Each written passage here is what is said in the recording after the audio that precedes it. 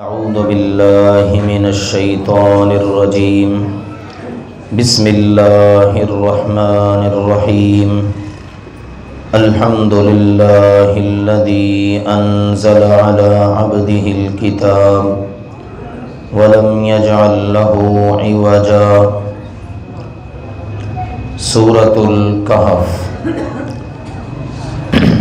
کہف کا مطلب ہوتا ہے پہاڑ کے اندر کھلی اور وسیع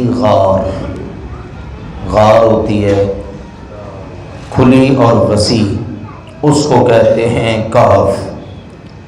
اور جو چھوٹی ہو، تنگ ہو، اس کو کہتے ہیں غار عربی زبان میں۔ اللہ تعالیٰ نے اس سورت کا نام انتخاب کیا الکہف، کیونکہ اس سورت کے اندر اصحاب کہف کا واقعہ ذکر ہوا ہے۔ نبی اکرم صلی اللہ علیہ وآلہ وسلم سے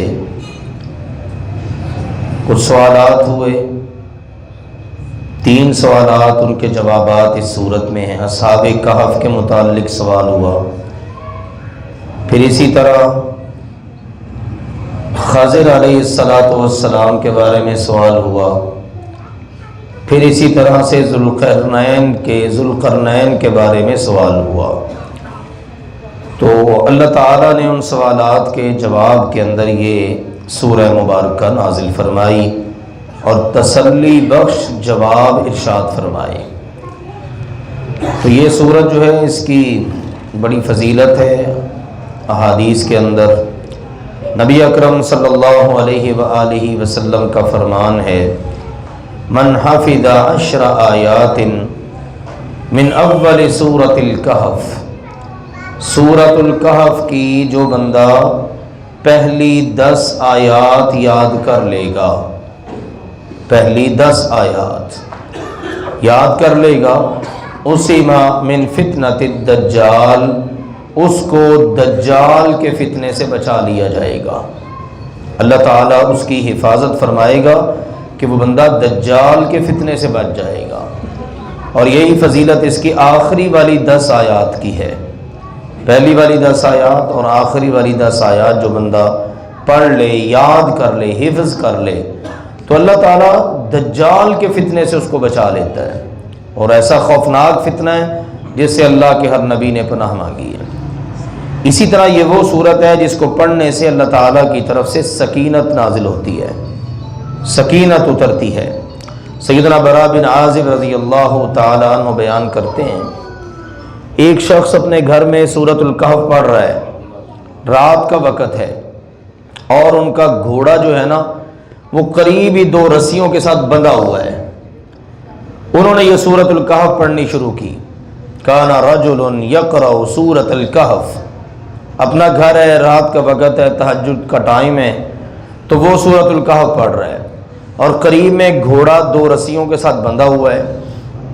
پڑھتے پڑھتے ان کو یوں محسوس ہوا جیسے بالکل بادل نہ ان کے اوپر آ گئے ہیں۔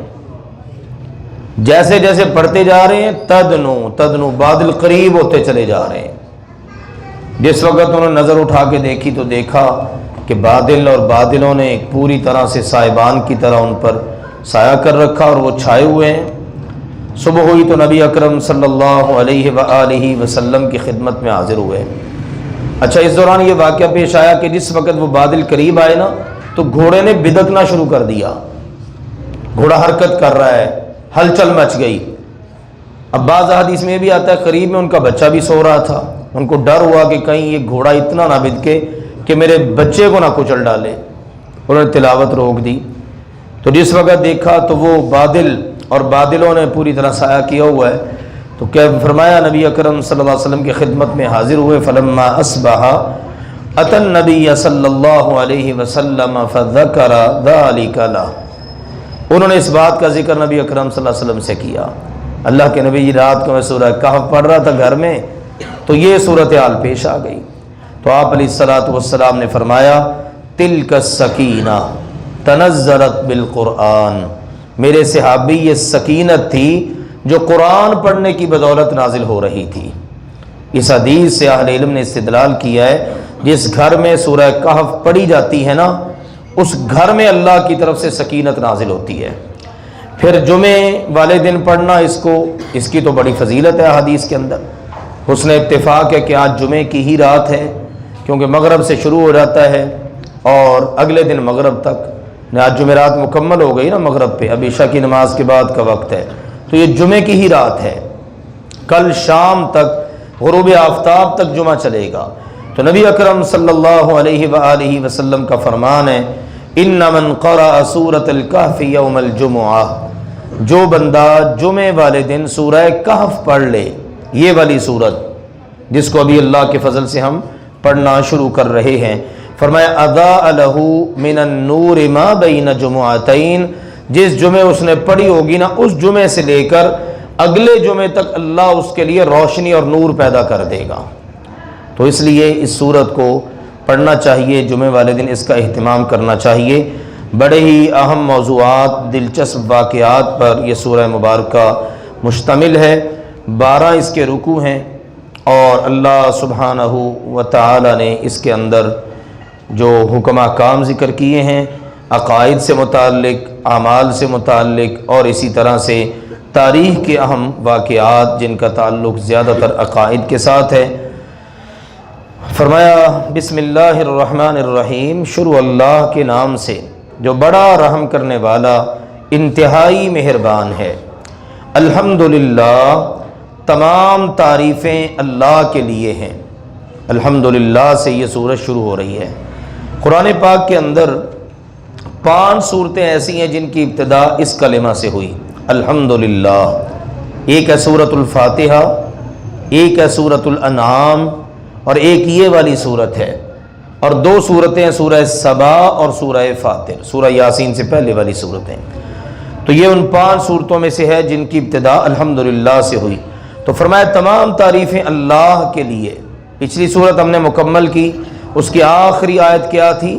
وَقُلِ الْحَمْدُ لِلَّهِ۔ اس سے پتہ چلتا ہے ہر کام کی ابتدا بھی الحمدللہ سے ہونی چاہیے اور انتہا بھی الحمدللہ سے ہونی چاہیے۔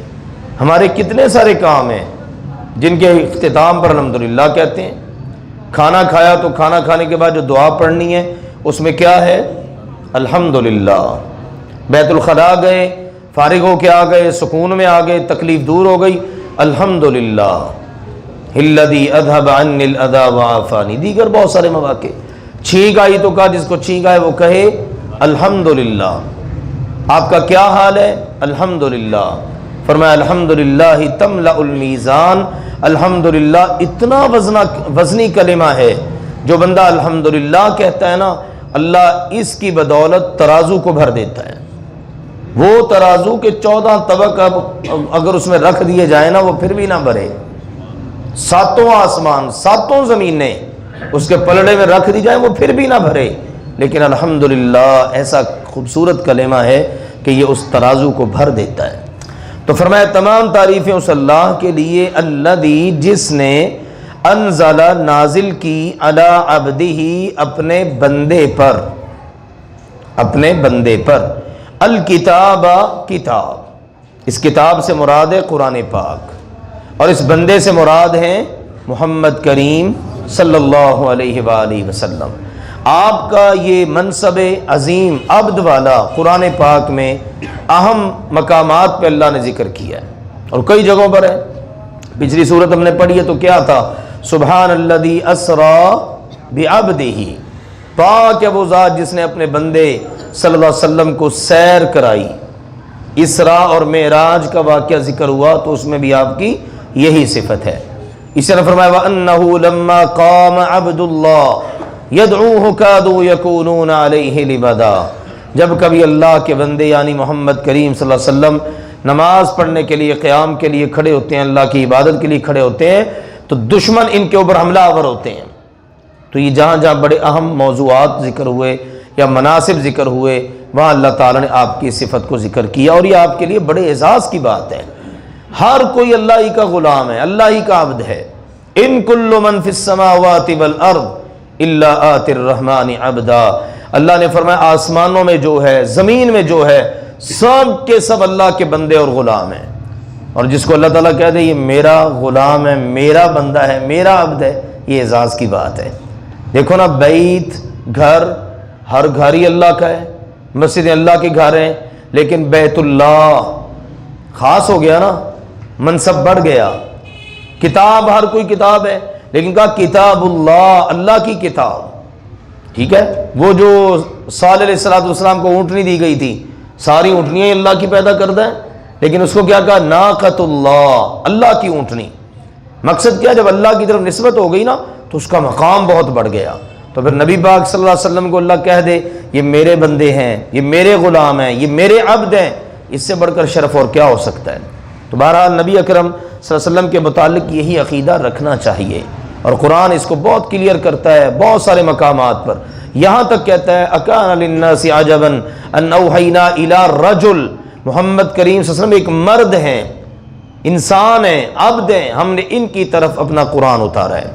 یہ قرآن پاک کا دیا ہوا عقیدہ، اور یہ ہمارے لیے اعزاز کی بات ہے۔ اللہ کا شکر ہم انسان ہیں، انسانوں میں اللہ نے نبوت اور رسالت جیسا عظیم منصب رکھا ہے۔ اگر انسانیت میں سے اس منصب کو نکال دیا جائے تو انسانیت کے لیے اعزاز کی بات رہتی کوئی نہیں ہے۔ دیکھو نا، اگر فرشتوں میں سے ہوں، نوریوں میں سے رسول، تو پھر یہ تو ان کے لیے اعزاز کی بات ہے نا، ہمارے لیے تو نہیں ہے نا، ٹھیک ہے نا۔ اگر ناریوں میں سے رسول ہوں، جنات میں سے، پھر یہ ان کے لیے اعزاز کی بات ہے، ہمارے لیے تو اعزاز کی بات نہیں ہے۔ ہمارے لیے اعزاز کی بات ہے کہ وہ ہم میں سے ہوں اور انسانیت کی پیشانی کا جھومر ہو، سبحان اللہ، تو یہ اعزاز کی بات ہے۔ کیونکہ اشرف المخلوقات فرشتے نہیں ہیں، اشرف المخلوقات جن نہیں ہیں، اشرف المخلوقات انسان ہیں۔ تو انسانوں میں اللہ نبی رسول بھیج دے تو اس سے زیادہ شرف کی بات انسانوں کے لیے کیا ہے؟ تو انسانوں کو قبول کرنی چاہیے۔ بالکل نبی اکرم صلی اللہ علیہ وآلہ وسلم اللہ کے عظیم المرتبت پیغمبر، اور انسانیت کے لیے شرف اور اعزاز کی بات۔ آپ نے یہ نہیں کہا میں جبریل کی ساری اولاد کا سردار ہوں، کہا انا سید ولد آدم، میں آدم کی ساری اولاد کا سردار ہوں۔ تو یہ باتیں ہمیں اچھی طرح ذہن نشین کر لینی چاہیے، قرآن پاک نے اس کو بہت واضح کر دیا ہے۔ تو مسلمان جب اللہ کے کلام کو پڑھتا ہے، نبی کریم صلی اللہ علیہ وسلم کی احادیث کو پڑھتا ہے، تو الحمدللہ اس طرح کے مسائل کلیئر ہو جاتے ہیں۔ بلکہ اگر ہم غور کریں، جبریل امین علیہ السلام جو سارے فرشتوں کے سردار ہیں، وہ معراج کے سفر میں نبی اکرم صلی اللہ علیہ وسلم کی سواری کی لگام اور مہار پکڑ کے جا رہے ہیں۔ یوں کہہ لیجئے کہ فرشتوں کے سردار نے ساری کائنات اور ساری اولاد آدم کے سردار کی کیا کی ہے؟ خدمت۔ انہوں نے تو خدمت کی ہے، سبحان اللہ۔ تو اس لیے نوری جو ہے نا، وہ اللہ کے نبی صلی اللہ علیہ وسلم کے خدمت گزار ہوئے کہ، تو اس لیے یہ اللہ تعالیٰ نے یہاں پر یہ بات کلیئر کی، تو اس کو ذہن نشین کرنا ضروری ہے۔ تمام تعریفیں اللہ کے لیے جس نے اپنے بندے صلی اللہ علیہ وسلم پر کتاب کو نازل کیا، ولم اور نہیں، یجعل بنایا، لہو اس میں عوجا ٹیڑھ پن، اس قرآن میں کوئی کجی نہیں رکھی، کوئی ٹیڑھ پن نہیں رکھا۔ کوئی اس کی آیت ایسی ہو جو آپ کو ظلم پر آمادہ کرے، جو آپ کو غلط راہ پر آمادہ کرے، ایسا ہو ہی نہیں سکتا۔ کافروں نے کتنے بڑے بڑے حملے کیے جی معاذ اللہ، قرآن دہشت گردی کی کتاب ہے، اللہ نے گارنٹی دی ہے، اس میں کوئی ایسی بات ہی نہیں ہے، کوئی ٹیڑھ پن اس کے اندر ہو، کوئی کجی ہو، کوئی نقص رہ گیا ہو، کوئی کمزوری رہ گئی ہو، ایسا بالکل بھی نہیں ہے۔ بلکہ قرآن وہ ہے، ان ھذا القرآن یہدی للتی ہی اقوم، قرآن تو بالکل سیدھے راستے کی طرف رہنمائی کرتا ہے، یہ اللہ کی ضمانت ہے۔ فرمایا قیما، بالکل سیدھا، لینذر، تاکہ وہ ڈرا دے، یہ قرآن اور صاحب قرآن، بأسا، عذاب سے، شدیداً، سخت، من لدنہ، اس اللہ کی طرف سے، اللہ کی طرف سے شدید عذاب سے لوگوں کو خبردار کر دیں۔ بھئی عذاب ہے، آخرت ہے، مرنا ہے، قبر ہے، دنیا کے اندر بھی پکڑ ہو سکتی ہے، آخرت میں ہو سکتی ہے، ڈر جاؤ، اللہ کی طرف آ جاؤ، جس اللہ نے یہ قرآن اتارا، جس اللہ نے تمہاری طرف مجھے رسول بنا کے بھیجا، خبردار ہو جاؤ۔ وَيُبَشِّرَ، اور خوشخبری سنا دیں، المؤمنین، ایمان والوں کو، الذین، وہ جو، یعملون، عمل کرتے ہیں، الصالحات، اچھے، جو لوگ مان لیں، مان کر اچھے عمل کرنا شروع کر دیں، ان کو خوشخبری سنا دیں، کیا؟ انا، کہ بے شک، لہم ان کے لیے اجرن اجر ہے حسنا بہت ہی اچھا، ان کے لیے بہت اچھا اجر ہے، بے پناہ قسم کا اجر ہے، ان کی توقع سے بھی بڑھ کر اچھا اجر ہے، ماکثین ہمیشہ رہنے والے ہیں، فیہ اس اجر میں، ابدن ہمیشہ ہمیش، کبھی وہاں سے نہیں نکلنا، اور وہ ہے جنت جہاں اللہ نے داخل کر کے کہہ دینا ہے لو بھی اب ہمیشہ ہمیشہ تم نے جوان رہنا ہے، کبھی بوڑھے نہیں ہوگے، ہمیشہ زندہ رہنا ہے، کبھی مرو گے نہیں، اور ہمیشہ صحت مند رہو گے، کبھی بیماری نہیں آئے گی۔ سبحان اللہ۔ تو اللہ نے کہا یہ وہ نعمتیں، یہ وہ اجر ہے جس نے ہمیشہ ہی رہنا ہے بندے کے پاس، اور اس نے کبھی بھی ختم نہیں ہونا۔ وَيُنذِرَ اور ڈرا دے الذین ان لوگوں کو، قالوا جنہوں نے کہا، اتخذ بنا لی ہے، اللہ تعالی نے، ولدن اولاد، معاذ اللہ اللہ کی تو اولاد ہے، جیسے یہودیوں نے کہا عزیر علیہ السلام اللہ کا بیٹا ہے، عیسائیوں نے کہا عیسیٰ علیہ السلام اللہ کا بیٹا ہے، مشرکین مکہ نے کہا فرشتے اللہ کی بیٹیاں ہیں۔ تو یہ جو اللہ کے جز الگ الگ کیے نا انہوں نے اللہ میں سے نکالے، یہ اللہ کی طرف ان کو منسوب کر دیا۔ فرمائے ان کو ڈرا دیں، ما لہم نہیں ہے ان کے پاس، بہی اس کے متعلق، من علم کوئی علم، یہ بغیر علم کی ایسی باتیں کرتے ہیں کہ اللہ کی اولاد ہے، علم ہی کوئی نہیں ان جاہلوں کے پاس، وَلَا لِآبَائِهِمْ اور نہ ہی ان کے آباء و اجداد کے پاس۔ ان کے پاس زیادہ سے زیادہ دلیل کیا ہوتی ہے؟ ہمارے بڑے یہ کہتے تھے، ہمارے بڑے اللہ بخشے یہ کرتے تھے۔ اللہ نے فرمایا ان کے بڑوں کے پاس بھی کوئی دلیل نہیں۔ اور سنو، کبرت بہت بڑی ہے، کلمتن بات، تخرج جو نکلتی ہے، من افواہہم ان کے منہوں سے، یہ بہت بڑی بات ہے، اتنی بڑی بات ہے کہ تکاد السماوات یتفطرن من وتنشق الارض وتخر الجبال ہدا ان دعوا للرحمن ولدا، قریب ہے کہ ساتوں آسمان پھٹ جائیں، زمین شق ہو جائے، پہاڑ ریزہ ریزہ ہو جائیں کہ لوگوں نے رحمان کے لیے اولاد کا دعویٰ کر دیا ہے، اتنی بڑی بات ہے۔ تو اللہ نے فرمایا جو ان کے منہ سے نکل رہی ہے نا بہت بڑی بات ہے۔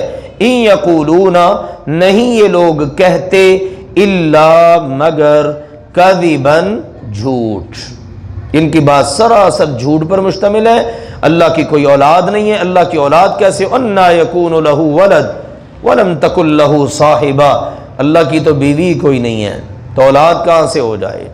اور اللہ تعالیٰ بالکل مبرہ پاک ہے، لم یلد ولم یولد، نہ اس نے کسی کو جنا، نہ وہ خود جنا گیا، نہ وہ کسی کا باپ ہے، نہ وہ کسی کا بیٹا ہے، اس کا تو سلسلہ ہے ہی کوئی نہیں ایسا، اور اس کو ایسی ضرورت بھی نہیں ہے۔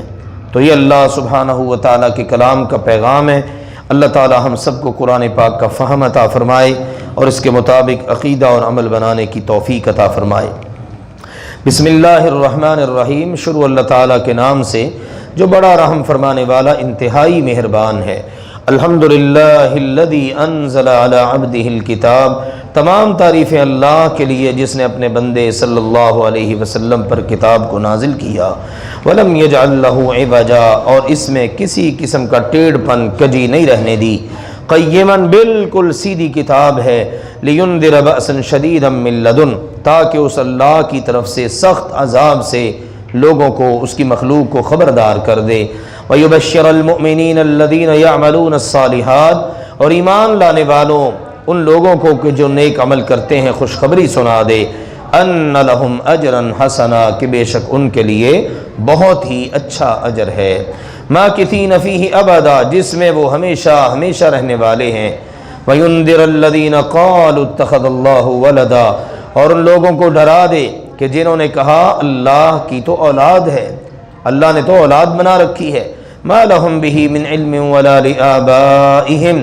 ان کو اس کے متعلق کسی قسم کا کوئی علم نہیں اور نہ ہی ان کے آباء و اجداد کو، کبرت کلمۃ تخرج من افواہہم یہ بہت بڑی بات ہے جو ان کے منہوں سے نکل رہی ہے، ان یقولون الا کذبا وہ سوائے جھوٹ کے کچھ بھی نہیں کہہ رہے۔ سبحانک اللہم و بحمدک اشہد ان لا الہ الا انت استغفرک و اتوب الیک۔